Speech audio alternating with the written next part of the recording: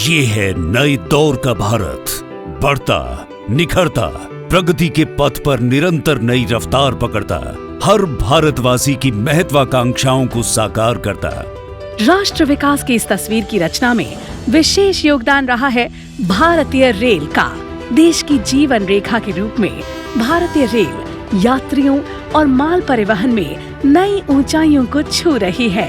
प्रगति की इस गति को देखते हुए भारत सरकार ने देश में रेल फ्रेट परिवहन को एक विशेष दिशा प्रदान करने की योजना बनाई। देश ने पहली बार मालवाहक गाड़ियों के लिए समर्पित रेल नेटवर्क स्थापित करने के लिए डेडिकेटेड फ्रेट कॉरिडोर कॉरपोरेशन की स्थापना की गई। आत्मनिर्भर भारत की कल्पना को साकार करता लुधियाना से सोननगर तक फैला पूर्वी कॉरिडोर और दादरी को मुंबई से जोड़ता पश्चिमी कॉरिडोर किसी आश्चर्य से कम नहीं। देश के स्वर्णिम चतुर्भुज की परिपाटी पर विकसित फ्रेट कॉरिडोर के समक्ष चुनौतियां भी कम नहीं थी।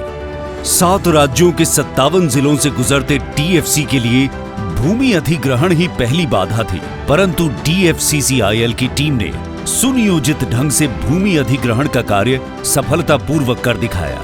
इस महापरियोजना के लिए डीएफसी ने कुल 11,000 हेक्टेयर भूमि अधिग्रहित की थी, जो कि 22,000 फुटबॉल मैदानों से भी अधिक है।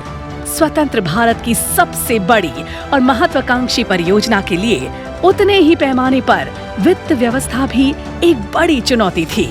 भारत सरकार के निवेश के साथ इसमें डीएफसीसीआईएल को जायका यानी जापान इंटरनेशनल कॉर्पोरेशन एजेंसी और वर्ल्ड बैंक का भी वित्तीय सहयोग प्राप्त हुआ। इसके पश्चात निर्माण कार्यों के विभिन्न कॉन्ट्रैक्ट अवार्ड किए गए।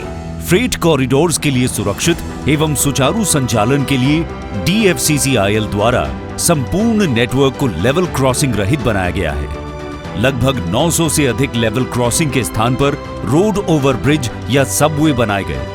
देश की प्रमुख नदियों जैसे यमुना, नर्मदा, सोन आदि पर 5,000 से भी अधिक पुल बनाए जा रहे हैं। यही नहीं, डीएफसी में 53 रेल फ्लाईओवर भी शामिल हैं, जहां एक के ऊपर से गुजरती दूसरी रेल लाइन का भव्य नजारा देखते ही बनता है। भारत सरकार के प्रयासों से वर्ष 2014 के पश्चात डीएफसी परियोजना ने विशेष तेजी पकड़ी। ट्रैक निर्माण, विद्युतीकरण, सिग्नलिंग आदि के कार्यों को त्वरित गति से पूरा करते हुए परियोजना को आगे बढ़ाया गया। इन्हीं प्रयासों के चलते 29 दिसंबर 2020 को कोविड संकट को भी पार करते हुए माननीय प्रधानमंत्री श्री नरेंद्र मोदी जी ने पूर्वी कॉरिडोर के 351 किलोमीटर लंबे खुर्जा भावपुर खंड का उद्घाटन किया। जिस रास्ते में मालगाड़ियों की औसत स्पीड सिर्फ 25 किलोमीटर की रही हो, वहां अब पहले से करीब 3 गुना ज्यादा तेज मालगाड़ी चलने लगी है। भारत को पहले के मुकाबले विकास की यही स्पीड चाहिए और देश की ऐसी ही प्रगति चाहिए। इसके एक सप्ताह पश्चात 7 जनवरी 2021 को माननीय प्रधानमंत्री ने पश्चिमी कॉरिडोर के 306 किलोमीटर लंबे रेवाड़ी मदार खंड का भी उद्घाटन किया। ये डेडिकेटेड फ्रेट कॉरिडोर देश के तेज विकास के कॉरिडोर भी है। वर्ष 2022 में माननीय प्रधानमंत्री ने WDFC के 353 किलोमीटर लंबे मदार पालनपुर खंड और 75 किलोमीटर लंबे पालनपुर मेहसाणा खंड को राष्ट्र को समर्पित किया।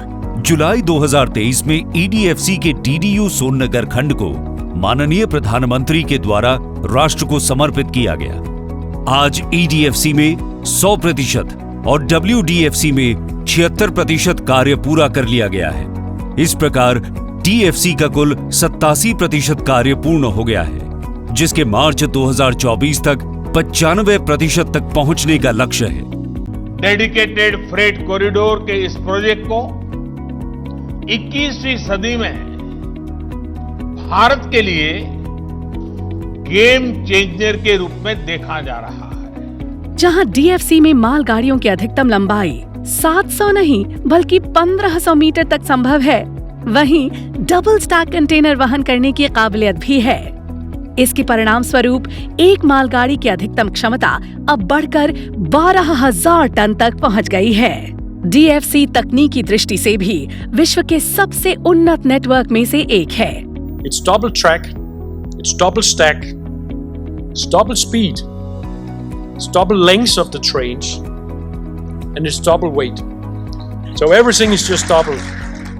DFC ने प्रयागराज और अहमदाबाद में ट्रेन मैनेजमेंट सिस्टम यानी TMS, स्काडा आदि से लैस 2 ऑपरेशन कंट्रोल सेंटर स्थापित किए हैं।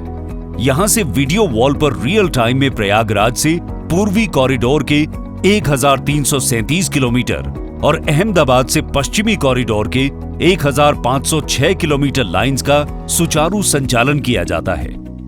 फ्रेट ऑपरेशंस के सुचारू प्रबंधन के लिए DFC ने अपना एक इन हाउस सिस्टम DFIS यानी डेडिकेटेड फ्रेट इंफॉर्मेशन सिस्टम विकसित किया है, जिसमें आपको एक सशक्त एवं आत्मनिर्भर भारत की झलक मिलती है। इसकी सहायता से देश में पहली बार मालगाड़ियां एक निश्चित टाइम टेबल से चलाई जाएंगी। DFC से देश की अर्थव्यवस्था को अनेक लाभ पहुंच रहे हैं। DFC पर परिचालन शुरू हो जाने से पूर्वी भारत के कोयला क्षेत्रों से उत्तर और पश्चिमी भारत के पावर प्लांट तक कोयला ढुलाई का समय 50% तक घटा है, जिसके परिणाम स्वरूप भंडारण लागत में 20% से 30% की कमी आई है। कंटेनर कार्गो के बेहतर संचालन से पश्चिम भारत के पोर्ट से होने वाले आयात निर्यात में अभूतपूर्व वृद्धि हो रही है, जो भारत को 5 ट्रिलियन की अर्थव्यवस्था बनाने में अहम भूमिका निभाएगी।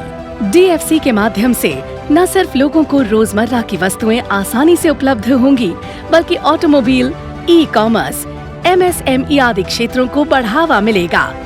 साथ ही रेफ्रिजरेटर ट्रेन और किसान रेल के माध्यम से कृषि व खाद्य प्रसंस्करण को बल मिलेगा। DFC के विस्तार से न केवल भारत विश्व की तीसरी सबसे बड़ी अर्थव्यवस्था बनने की राह में आगे बढ़ेगा, बल्कि युवाओं के लिए भी रोजगार के नए अवसर खुलेंगे। अपने व्यापार विकास की दिशा में DFCCIL माल परिवहन के क्षेत्र में कुछ नए इनोवेशन भी लेकर आया है, जैसे trucks on train, double stack डिब्बे, पेरिशेबल गुड्स के लिए स्पेशल ट्रेन आदि।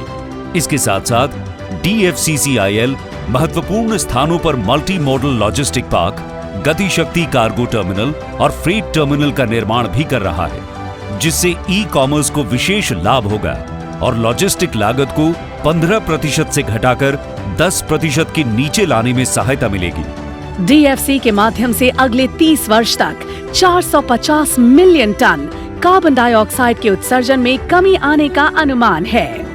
इस परियोजना से प्राप्त अभूतपूर्व ज्ञान व अनुभव अब DFCCIL को किसी भी राष्ट्रीय या अंतरराष्ट्रीय इंफ्रा संबंधित परियोजना को पूरा करने में और भी सक्षम बनाता है। I declare DFCC as the jewel of Indian Railways. DFCCIL परिवहन क्षेत्र का गेम चेंजर, भारत निर्माण को समर्पित।